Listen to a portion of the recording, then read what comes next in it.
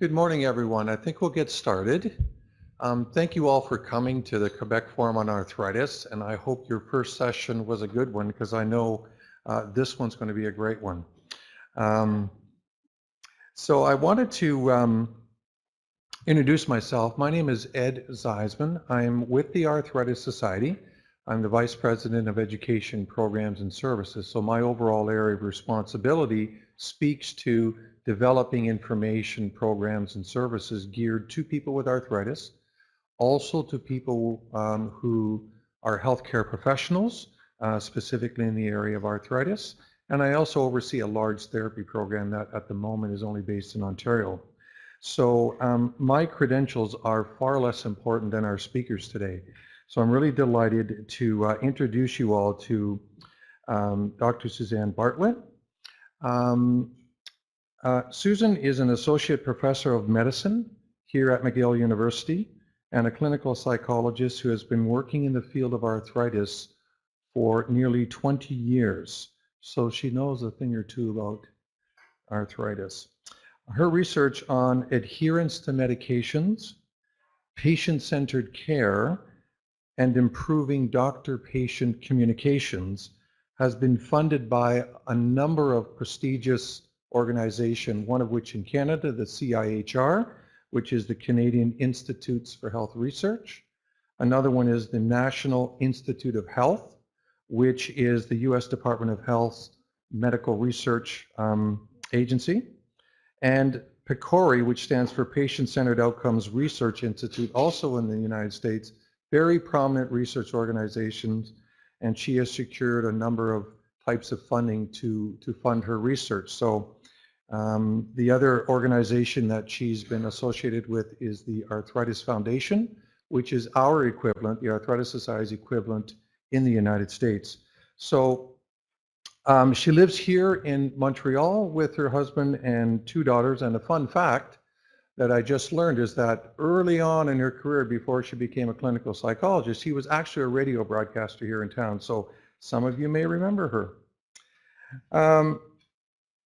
I'm going to turn the mic over to Susan shortly, but what I do want to do is to, first of all, acknowledge our sponsor, AbbVie. As you know, sponsorship for these kinds of events are extremely important.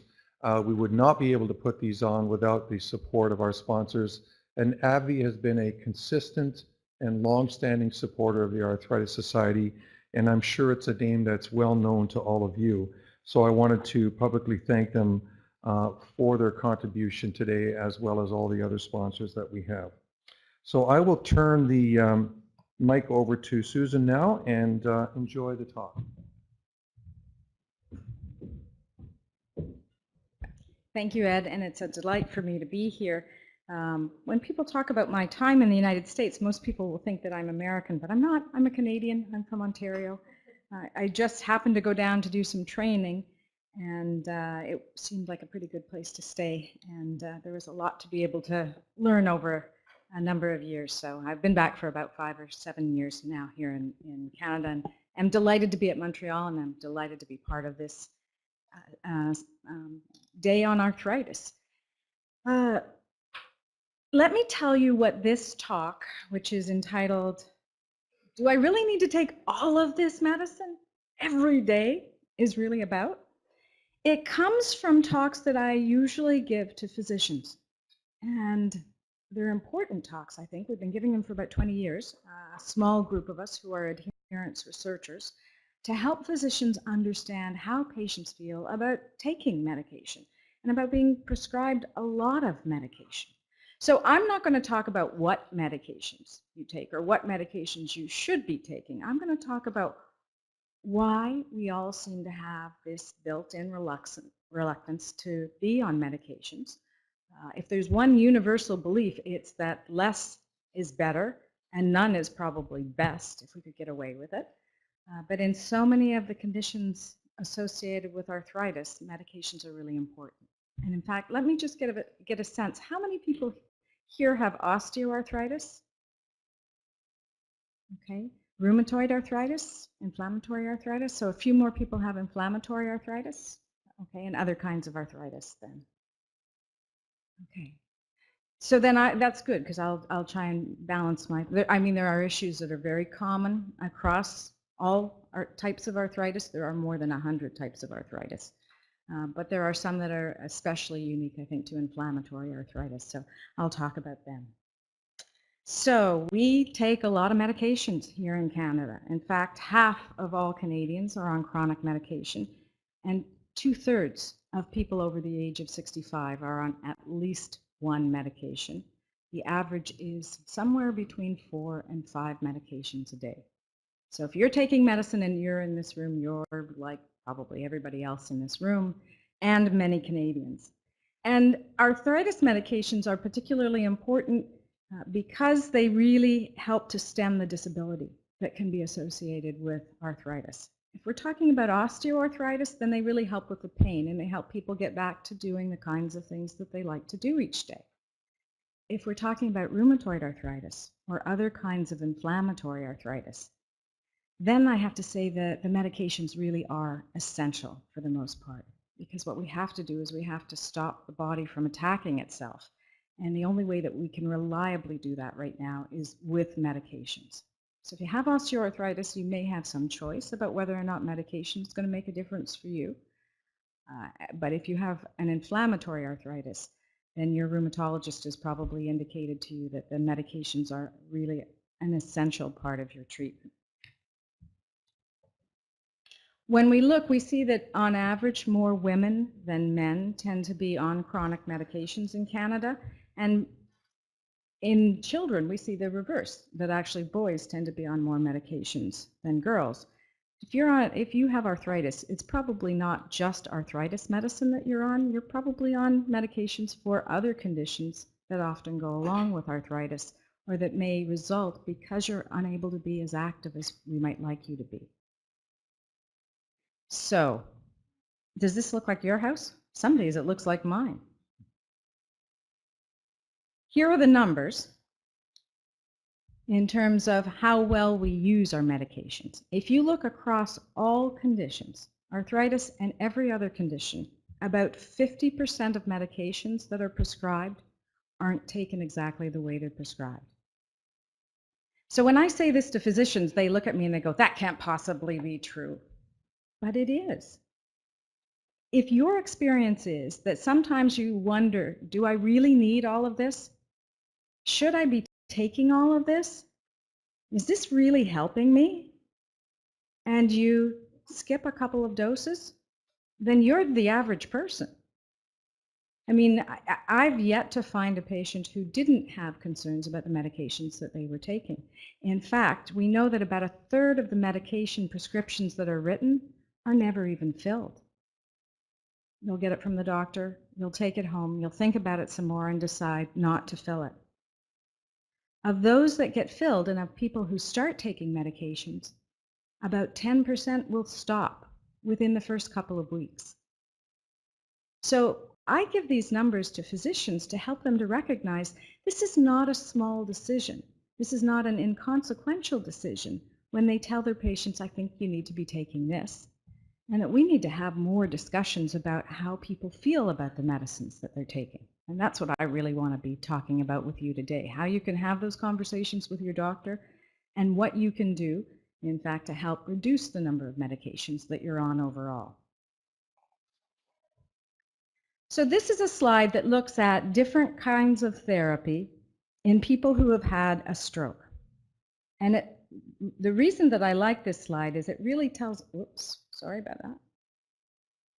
It tells us what's happened. I've forgotten which button is the button I push for that one. It tells us what happens over time. I could show you almost any disease. I could put up my own data about rheumatoid arthritis or osteoarthritis, but we always see this trend. People start out, those who fill the prescriptions start out taking all of the medication, but then very naturally it seems to fall off. And it doesn't matter what drug it is. It really doesn't matter what condition it is. It seems to be very much part of human nature to do that.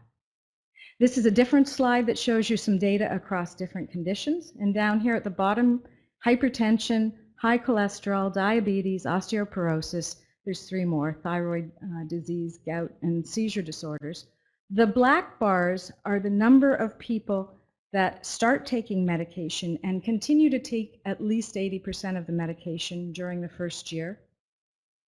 And what you see is that somewhere between 55% and 75% will continue to take at least some of the medication in the first year. There's one condition that's a real outlier, and that's gout. And that's kind of a surprise because that's a painful condition, and it's a condition that only gets better with medicine. But how many people have gout in the room? Have had an episode of gout? No one. Oh, well, this is the one you really don't want to get because it gets acutely painful very, very quickly, and the medicine is nasty. I mean, you take it, the medicine works, but it really doesn't make you feel very great when you're taking it. And so we find that people really struggle when they need to be on chronic gout therapy. And it's because, I'm sure you look at the pill and you say, I know how this is going to make me feel. Do I really want to take it? On the other hand, if you've had a few episodes of gout, that's pretty compelling reason to take it too.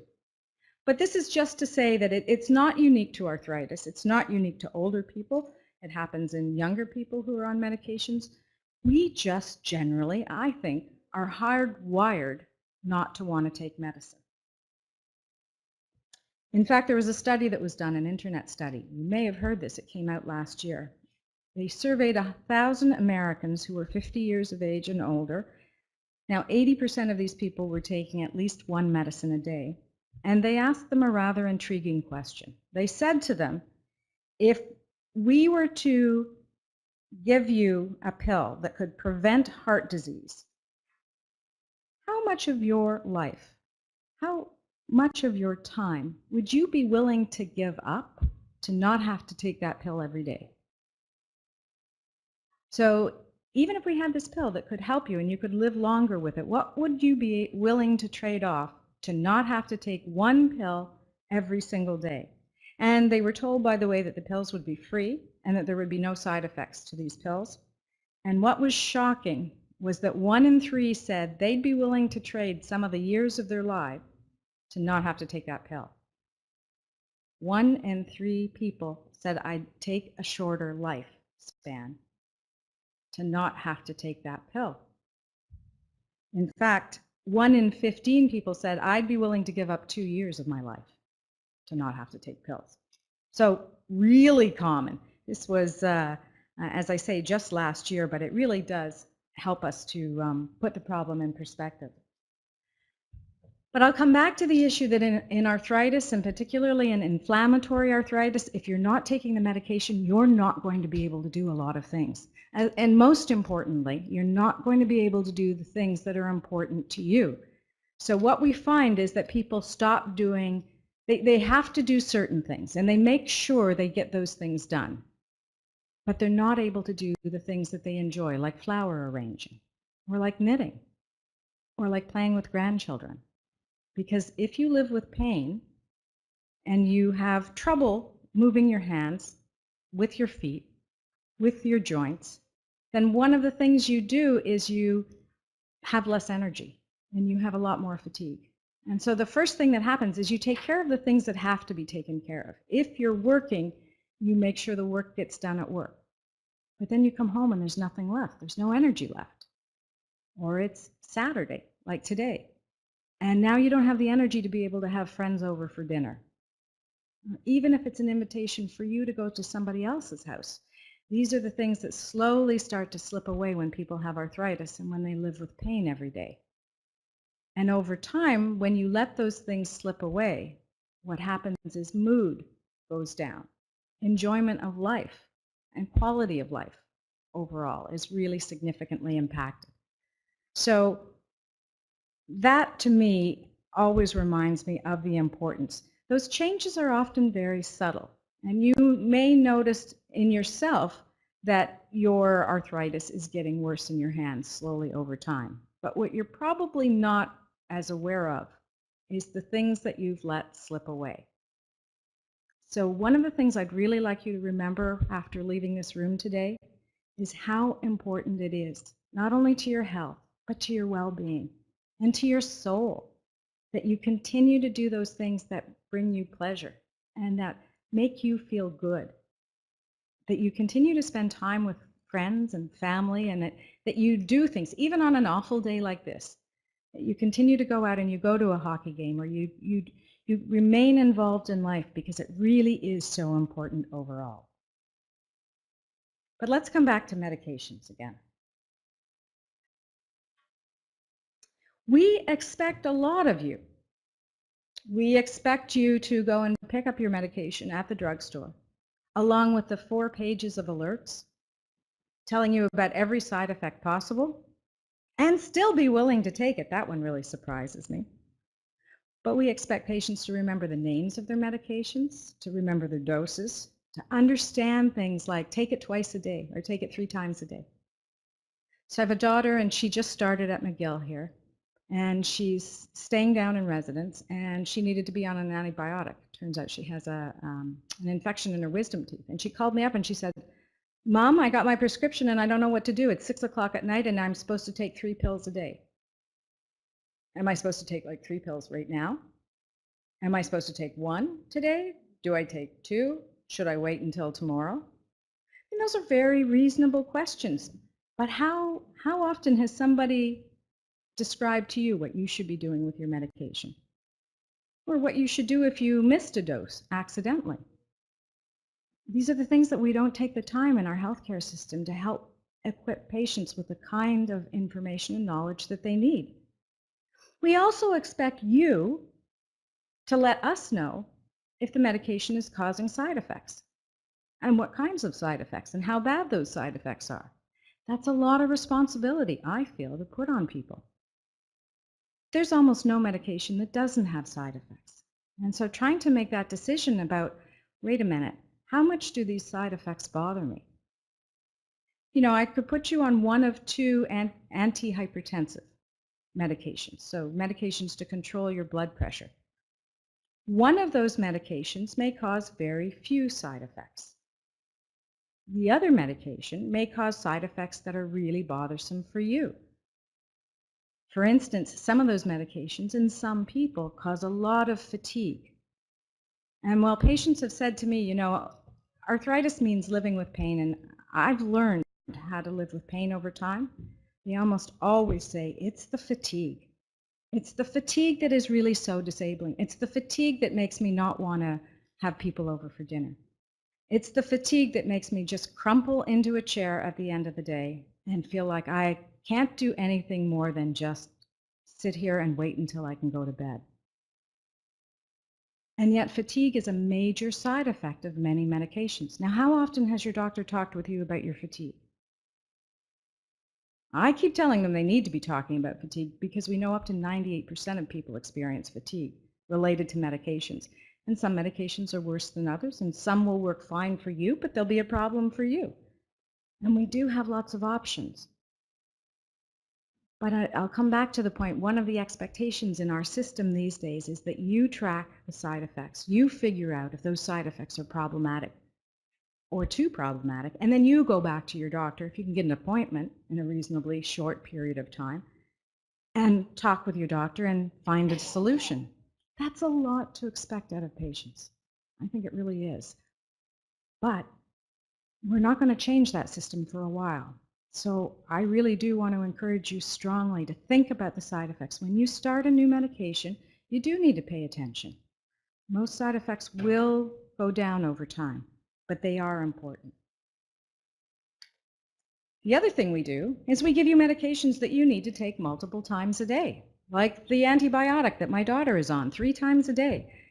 I can tell you, whenever I have been put on a medication that needs to be taken 3 times a day, even if it's only for 10 days, I never finish all of those pills in the 10 days because I have a very erratic schedule. I'm never in the same place at noon. Sometimes the medication has to be taken with food or without food. I mean, there are so many things that make it complicated. What this slide shows very clearly is that somebody who's taking 1 pill a day is likely to have an adherence rate initially of about 80%, but when we put people on 3 times a day dosing and we look at their adherence, it drops to 65%. And there are some medications that have to be taken more than 3 times a day. If you're taking a lot of medications at different times during the day, one of the things that you can absolutely do is ask. Ask to see if there are other regimens that you can be put on or other formulations that maybe are taken twice a day or even once a day. We have a lot of options, but in our system, so often what will happen is you'll get started on a medication and you'll just stay on that medication. And people will just, in the healthcare system, will just naturally assume, well, you're fine with taking it 3 times a day. It doesn't seem to bother you. Somehow there's a disconnect. You know, those of us who work in healthcare, we seem to forget what it's like if we're the patient and we're asked to do all of this. But I want to encourage you to speak up with your healthcare providers and talk about these things. What are some of the other barriers that concern patients? Well, cost. And we don't have the same cost concerns that they do, for instance, in the United States. But the cost of medications in Canada is rising. And it's not a trivial matter anymore. Most people will incur some costs around their medications. Do you know that 40% of Canadians have trouble swallowing a pill? So if you don't like taking those pills and you have trouble making them go down, listen, you're not alone. But think about the size of so many of our arthritis medications, the size of those pills. They're like horse pills. They're huge. And then there's the wonder or the concern, is this really doing very much for me? Is this really helping me? Is it making a difference in my disease?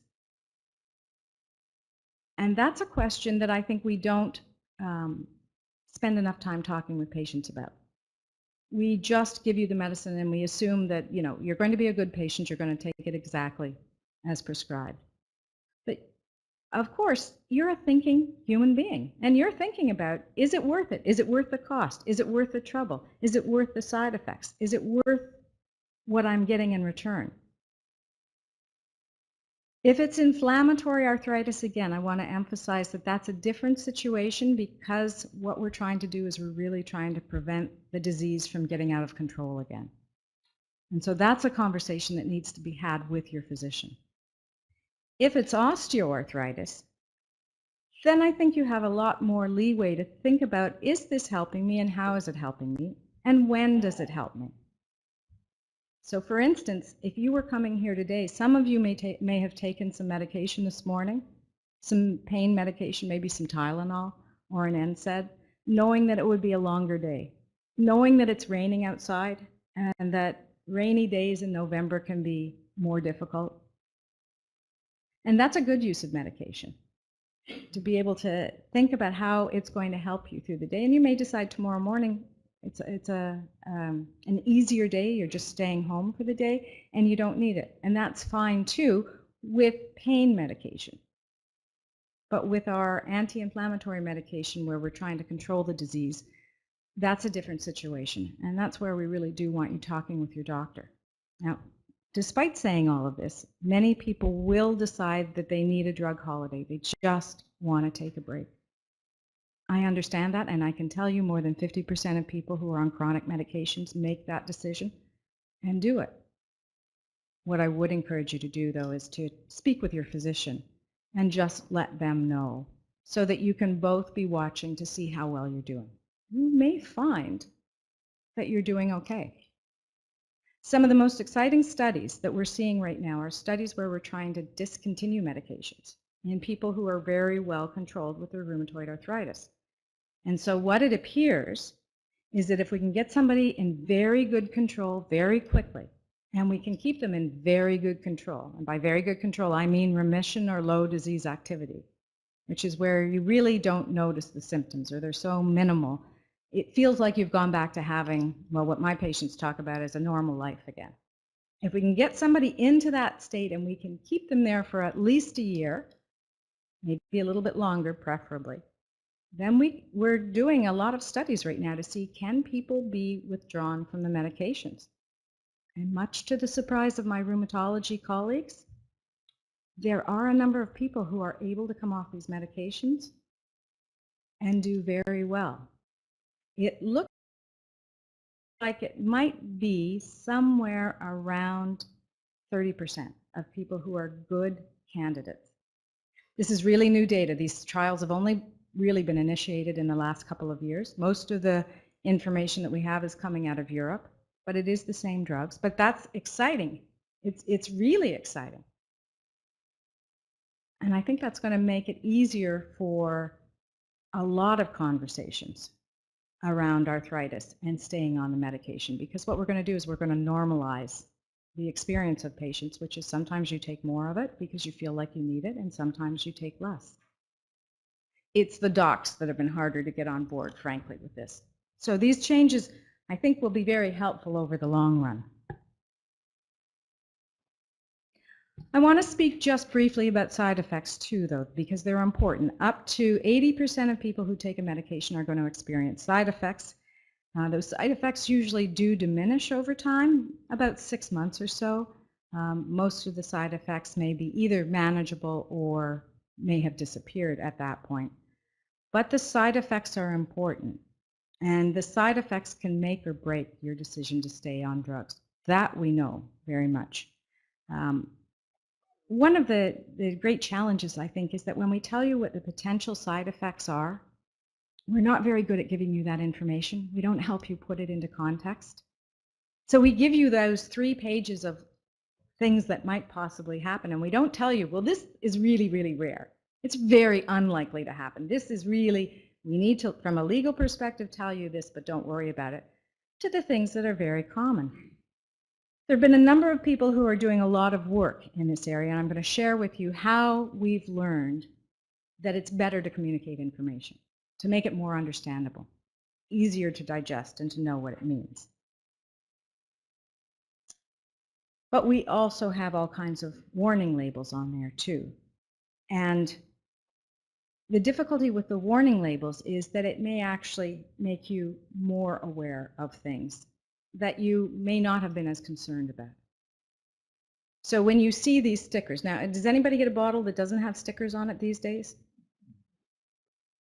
Those stickers are referring, for the most part, to the most common kinds of concerns that are going to happen, or the most important indications, like take this with food, or don't take this with food, or don't mix with grapefruit juice, for instance.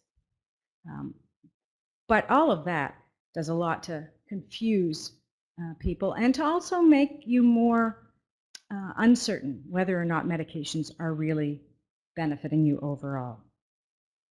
So if I were to summarize what are the top concerns that people have about their medications, number 1 is side effects. And will these side effects continue, and will they continue to be as noticeable as they are? Number 2 would be, I'm just on too many pills, and too many pills it can't be good for anybody to be on this many pills. Number 3 would be, how are these pills interacting with each other, which is a very important concern. And then the 4th would be a concern around addiction. So we hear a lot about addiction, and we hear a lot about addiction to pain medications these days. And there's good reason to have a lot of concern. But the difficulty is that those pain medications that many of you may be on and may need and may make your life much more tolerable. Those medications have been given to people who didn't need medications in the same way. And they've been given out far too freely to people who weren't in sufficient pain to warrant getting those prescriptions. And those are the people that really get into trouble. Because when you're in pain, your body metabolizes your medications differently. And when you're not in pain and you're getting pain medicine, that's when you can really get into trouble.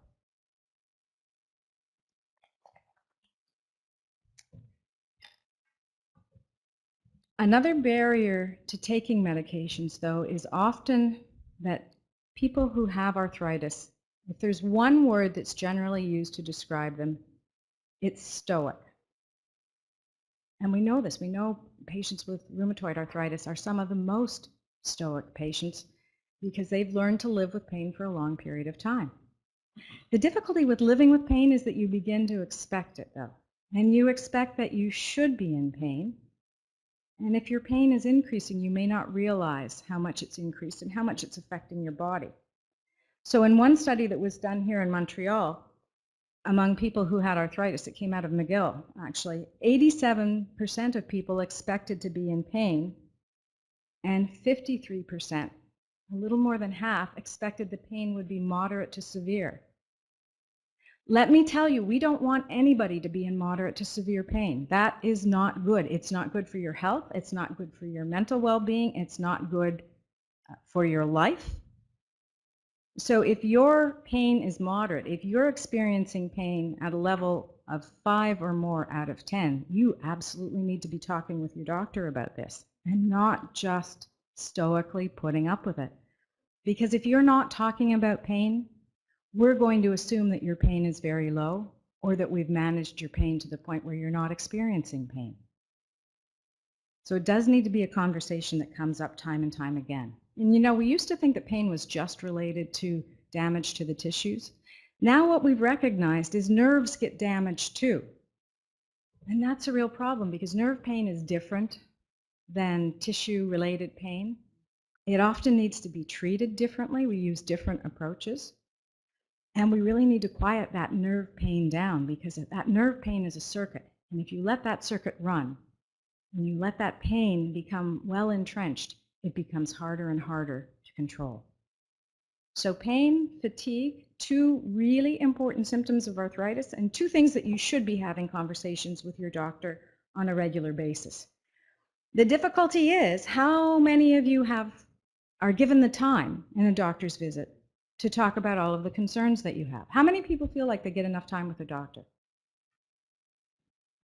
I'm pleasantly surprised.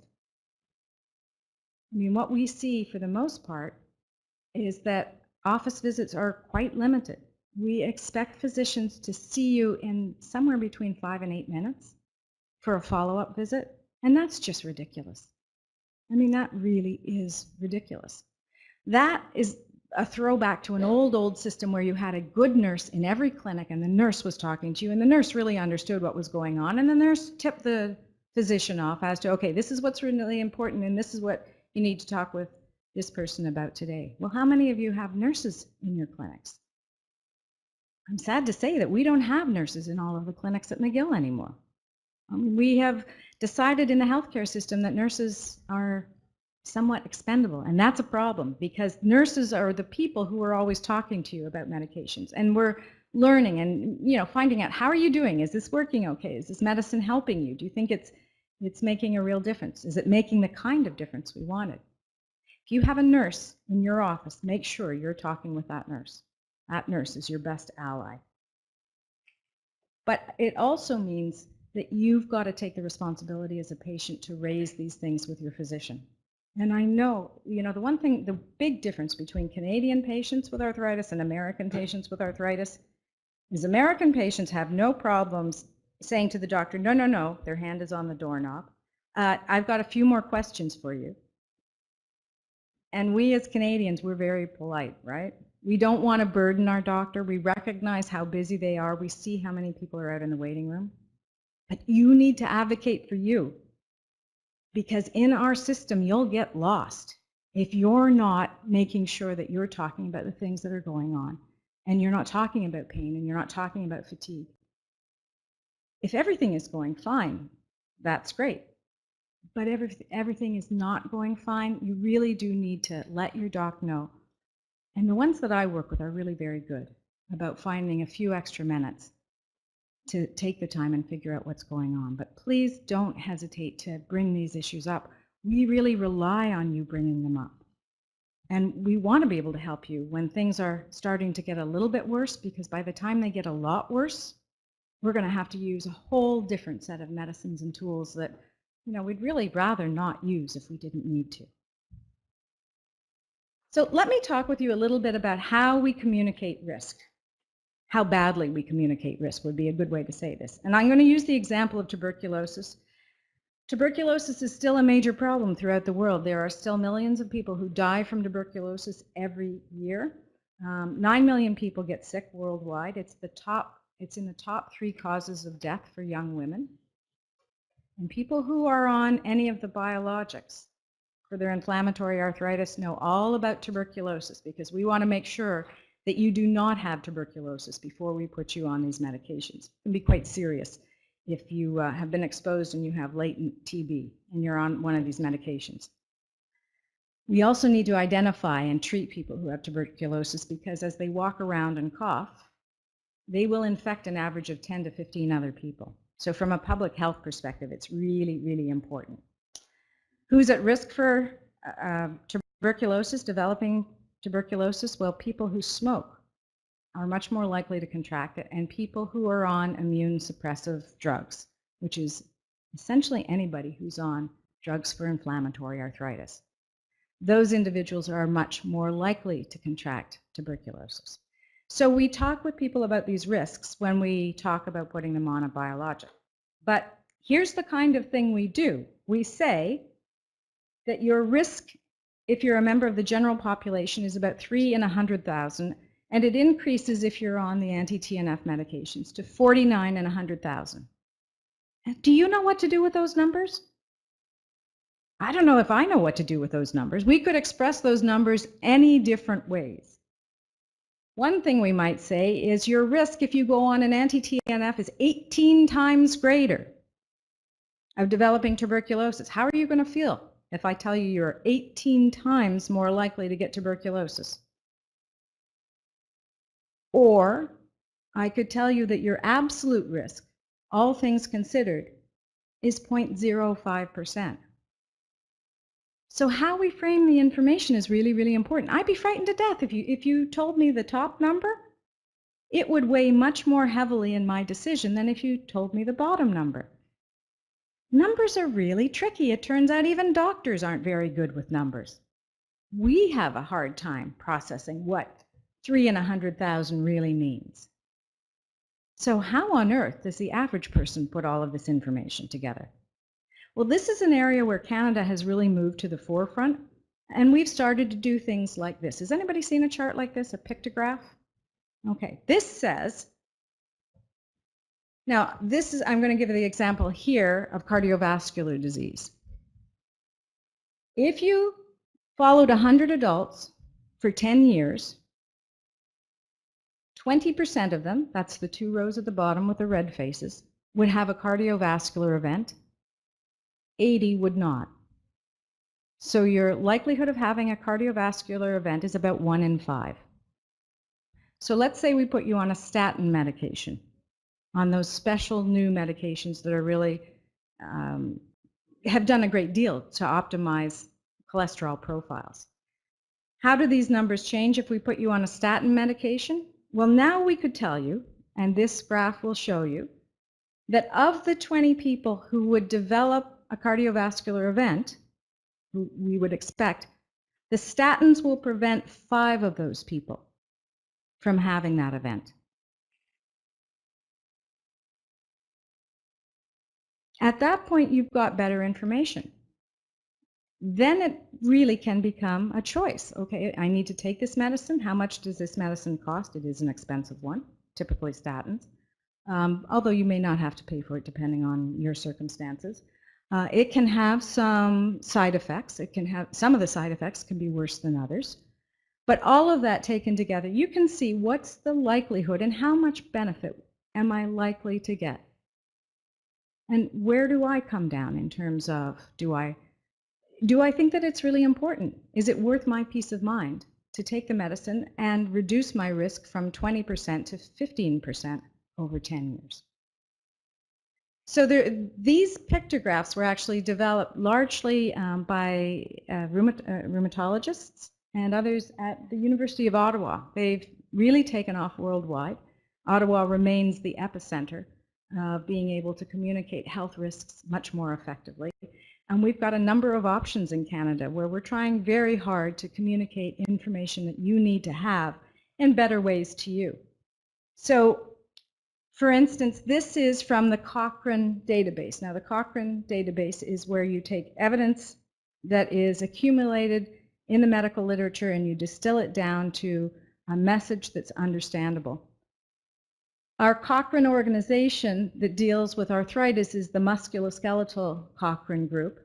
And this is an example of a decision aid that they've created around the use of methotrexate. So for people with inflammatory arthritis, methotrexate is a really, really important medication. We like to give people methotrexate because it allows us to give them other drugs at a lower dose, and it makes those other drugs much more effective. But it's a drug that's not that pleasant to take. People take it once a week. They often don't feel very well for the 24 hours after they take it. There's lots of fatigue that goes along with it. So, you know, people are quite anxious to get off of methotrexate or not take it, if at all possible.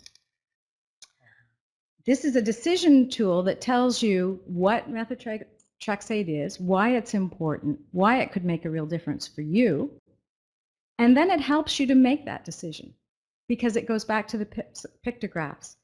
And it shows you, for instance, here, the option on the left, if people only take methotrexate but nothing else, 6 people will improve.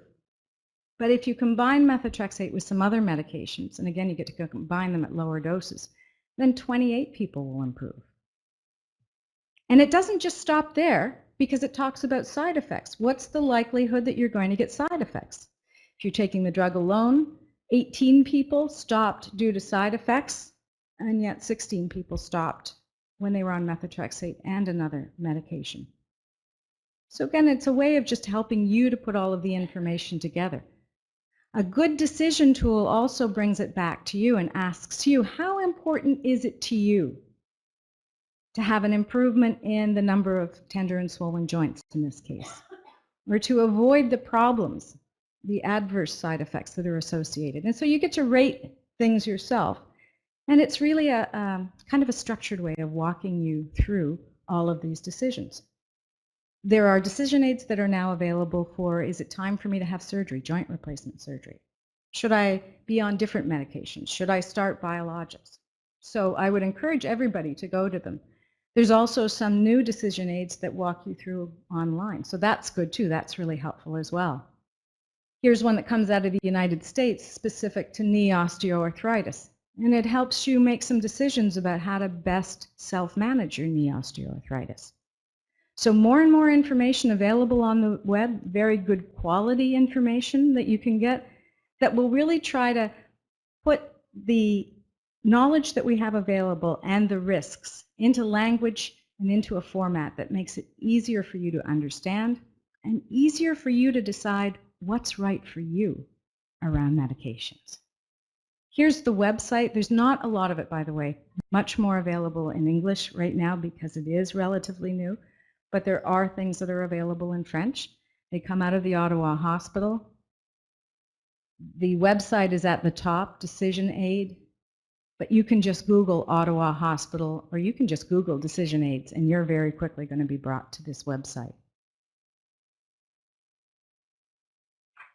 So here's an example of the decision aid. It's kind of a generic decision aid that's available in French. You can apply it to any health-related decision. And again, it's a 2-page form. You download it, and it'll just help you walk through and think about the different things that are important, and then help you value what aspects are most important. Are you more worried about side effects? Are you more worried about, or you're more concerned with getting the maximum benefit?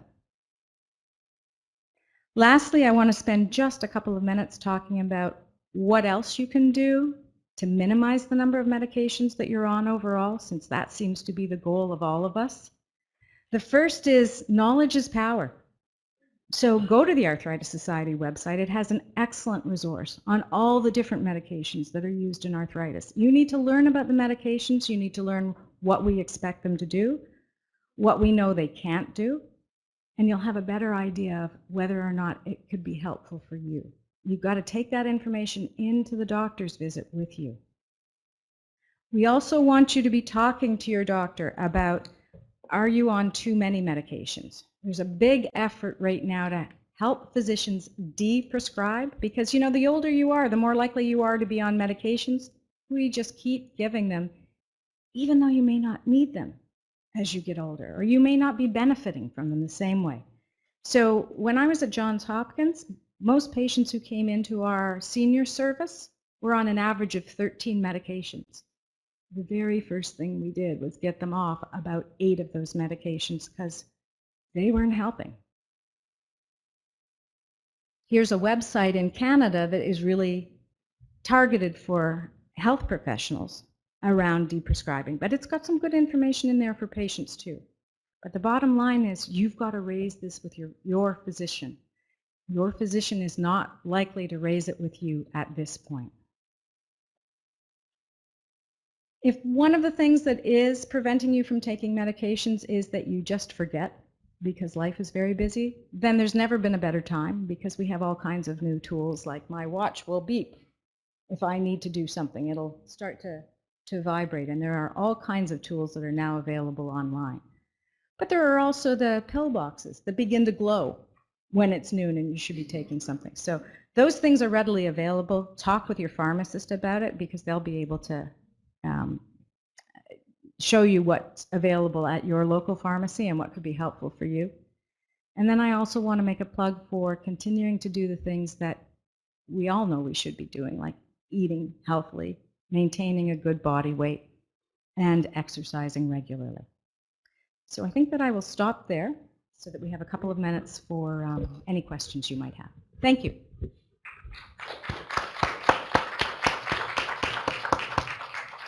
I'd like to entertain some questions, and if you wouldn't mind just going up to the mic when you ask the question. We have about 10 minutes, and I'll just ask that you try to keep those questions general and natural in nature.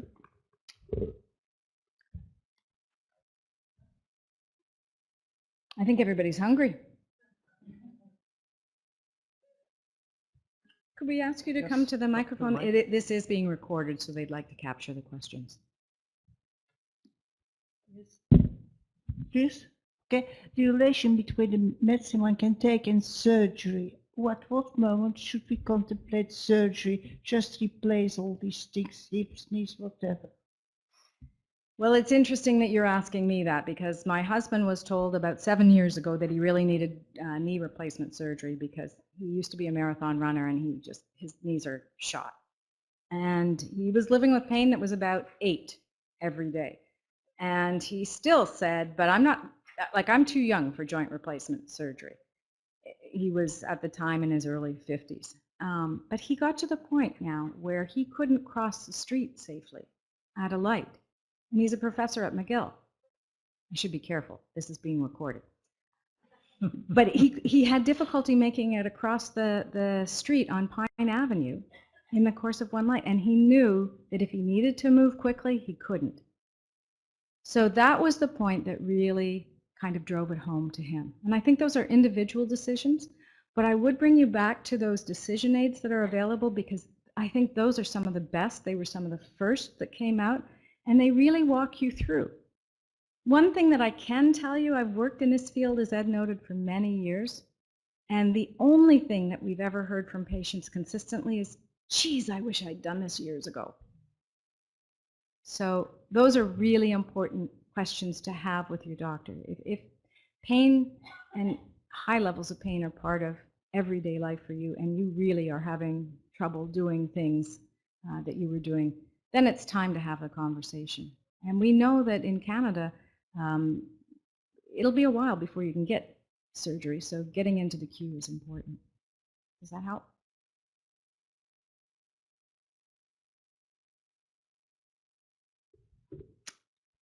Any other questions or comments? Don't be shy. I'm interested in your feedback too.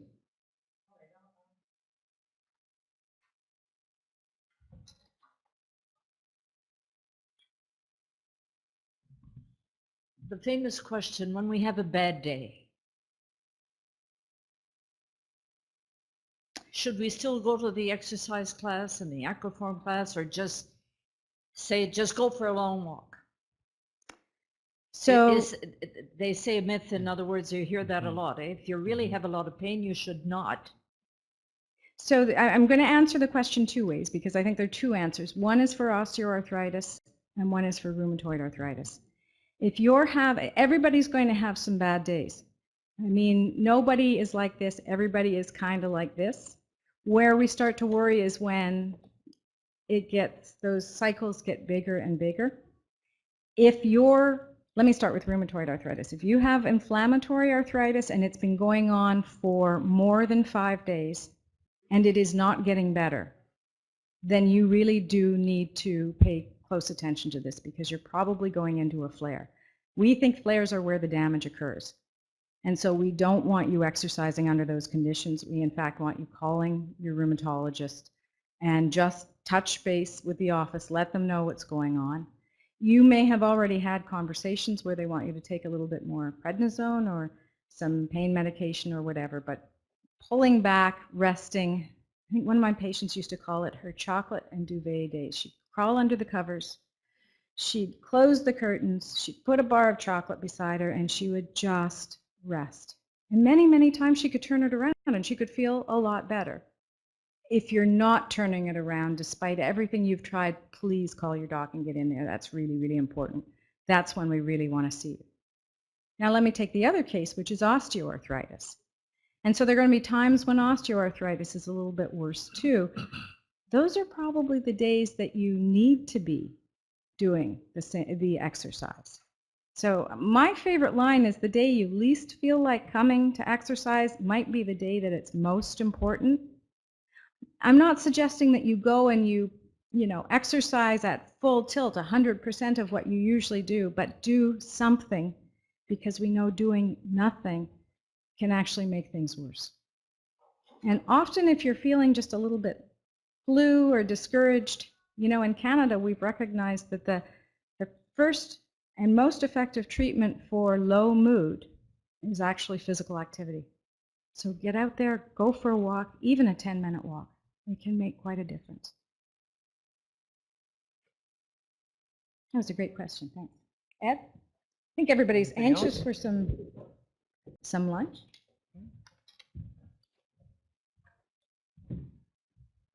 Well, first of all, let me thank you formally, Dr. Bartlett. I think that was very insightful because she shared a lot of the research that I think all of us can identify with in terms of the struggles we have with medications, but also you've given us some great insight into the tools that we could use and leverage to make sure that we do the best we can for ourselves in terms of our self-management.